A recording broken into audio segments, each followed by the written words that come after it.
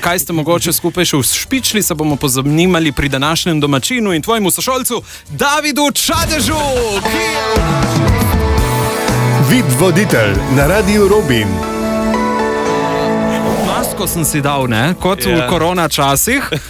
Je sicer zato, ker on, Gregor Ravnik, ni samo pevec, je tudi zobozdravnik, ki mende... Dejno, Sandi, se imaš v redu nasmešek. Ki rad gleda sogovornike v zobje.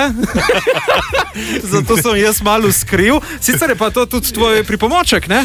Na delovnem mestu. Tudi ga vedno znova uporabljam. Aha. Ampak ja, pa res je, veš, kot poklicna deformacija najprej pogledaš človeku v zobe, v nasmešek, ampak pač sej imaš super nasmešek. Hvala lepa. Sicer pa je to kar tebi znan zvok. Kako je sitno. Ne vem, kje si dobil ta zvok. Sicer, kak zobozdravnik si, povej mi, tudi kaj zapoješ svojim pacientom? Ne, včasih se hecamo, da mogoče bi bilo na mesto anestezije dobro kaj zapet, ne, ampak potem pa vedno znova pacienti hočejo rajše anestezijo. Rajši. Sicer med svojimi pacienti ne bi imel tudi glasbenike, to sem hotel reči. Tudi se zgodi, tudi. No, in lep nasmeh ima menda tudi naša poslušalka Irena. Irena, kakšen zober je Gregor Ravnik? Ja, predvsem je zelo nežen, ne, in potrpežljiv, pa tudi zelo prijazen, tako pomirite, ker moram reči, da sem jaz imela eno malo slabo izkušnjo pred nekaj časa in sem bila polkar mečkan nervozna, no, sem pa jaz drugače bila pri njem na čiščenju zobnega kamna. No, tako. Tako. Irena, ja, pa sta tudi kakšno zapela? Ja, ne v ordinaciji. Čakaj, kdaj pa? A se oralne storitve nadaljujejo tudi izven ambulante, ali kako? Ne. On zapoje, kadar pride k meni na kakšno vajo v opero, no tako. Torej sta glasbena kolega. Tako, tudi glasbena kolega, ja. No, in praviš, da je Gregor kriv za tvoj popoln nasmeh? Skoraj da. Ja, mimogrede, Gregor, danes imaš praznik, a veš, da praznujete svoj dan? Ja, danes je dan, svetovni dan kričanja. Če se kje krči, se prve. Veš, boš pa imel zdaj eno malo sogovornico, 8-letno Leo, ki rada zasliši naše Vipovce, pa dejva slišati, kaj te sprašuje. Pozdravljen, Gregor. Kako to, da si se odločil postati zobozdravnik? Kaj se ga nisi bal, ko si bil majhen? Moram reči, da sem imel kot otrok super izkušnje z zobozdravnico mojo, takratnjo. In nikoli se nisem bal zobozdravnika. Veš, jaz sem vedno, oziroma sploh nimam nobene plombe, no, tako da trkam. Res? Ne. Evo, zelo lepo. Pa gremo še zadnje vprašanje. Bi lahko jaz pri 9 letih pela opero? Lahko Sandija naučiš kakšen operni prijem? Čakaj, zdaj pa imam še jaz izziv. Operni prijem? Operni prijem. To pa mi je všeč izraz. Kako se reče? Operni prijem. Kakšen? No, tam bude. Ne bomo se prijemljali. Ti meni zdaj povej opero, ja kaj?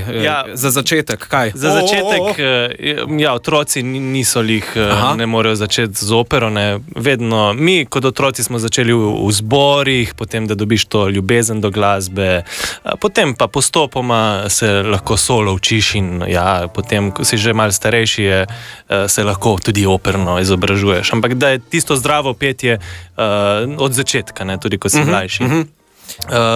Ja, ti pa, ne vem, imaš kaj posluha? Kaj ga se najde, no? Bomo videli. Poješ pod tušem. Pojem pod tušem, to je mislim, da dovolj.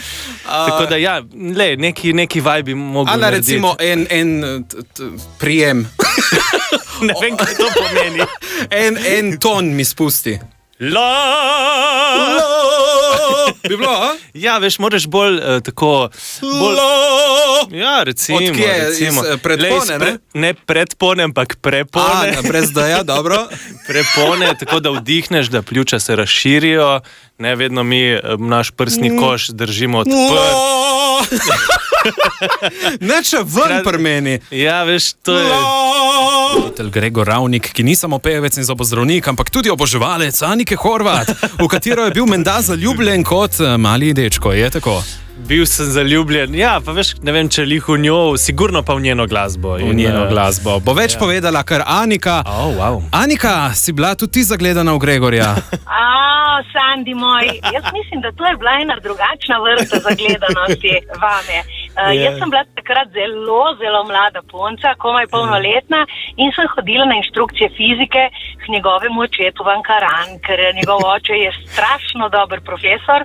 Je pa tam bil tudi en mali fantek in ta fantek je imel 3-4 leta, ne več. Mi je bil zelo všeč, jaz od nekdaj obožujem otroke in sem mu prinesla za darilo mojo kaseto. Takrat sem Lahko noč Piran kaseto izdala. V glasbi.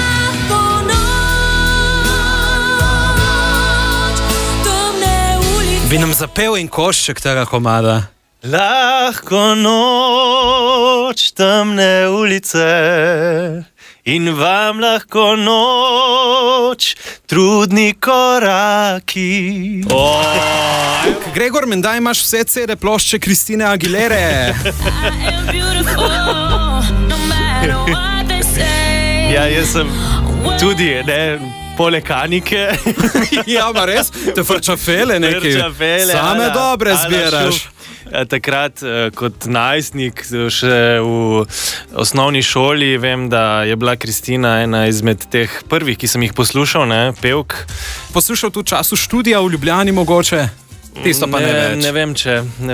Kaj si poslušal in kaj ste mogoče skupaj še ušpičili, se bomo pozanimali pri današnjem domačinu in tvojemu sošolcu Davidu Čadežu, ki je v našem studiu. David Čadež je prišel, živjo. Živjo, David. Živjo, dober dan. Ampak skoraj bi lahko pričakoval, to. A res? A si pričakoval? Ja, nisem, res ne. Je pomislil, da bo Kristina Aguilera. Ja, se je to, da bo Kristina prišla. Za začetek, David, kakšno živjo, presenečenje. lepo zdrav, Gregor. Jaz imam že od Božiča, sem ti zavil darilo, ker je rekel, da mora biti malo smešno, tako da izvoli, prosim. To moram zdaj odpreti. Ja, kar odpri, da vidimo. Boš povedal tudi štorijo pol, ne? Evo, po kolkem času se zdaj srečata? Ma ne dolgo. Prejšnji teden. Prejšnji teden smo se prvi srečala. David, kakšno presenečenje. To. Super. Kaj si dobil? Žarnico? Žarnico, veš kaj je? Meni se je pokvarila luč na hodniku, ampak je to LED luč, ki sem se jaz zmenil z Davidom, da mi jo enkrat zamenja, ker on je glavni štromar. Mojster za vse. Mojster za vse, da pride mi zamenjati to luč na hodniku. Jaz imam že kupljeno luč, tako da žarnico imam zdaj še. Okay. No in da pride David zamenjati to luč, ampak še ni bilo prave prilike, oziroma jaz se nisem najdel časa, ampak David še vedno te čaka. Še vedno. Ja, in te zadeve se ponavadi pogovarjamo, ko ima Gregor glavno vlogo med predstavo. Med predstavo. Res ni časa. VIP voditelj vsako sredo popoldan na Radiu Robin.